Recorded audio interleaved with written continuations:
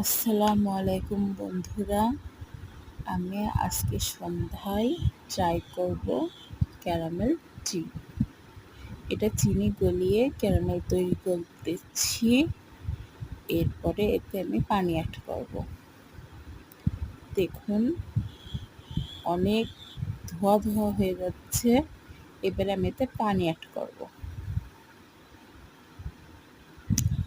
আমার যতটুকু পানি প্রয়োজন আমি ততটুকু দিচ্ছি। পানি দেওয়ার ফলে কিন্তু এটা শক্ত দলা হয়ে যাবে, এত ভয়ের কিছু নেই। জাল দিলে এটা ঠিক হয়ে যাবে।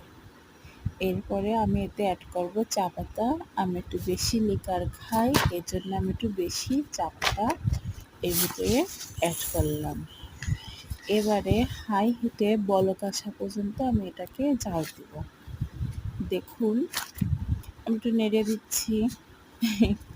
আবার কেউ কেউ বলবেন এত নাড়ার কি দরকার, চা, কিন্তু আমার ভালো লাগে নাড়তে। দেখুন বলক এসে গেছে। এবারে আমি এটা একটা কাপে ঢেলে নেব। আমি আবার একটু চা বেশি খাই, আমার আবার 1 গ্লাস চা না হলে কিংবা 1 মগ চা না হলে হয় না। আমি লিকারও বেশি খাই, চাও বেশি খাই, বাট চিনি কম খাই। এবারে আমি এতে অ্যাড করব দুধ।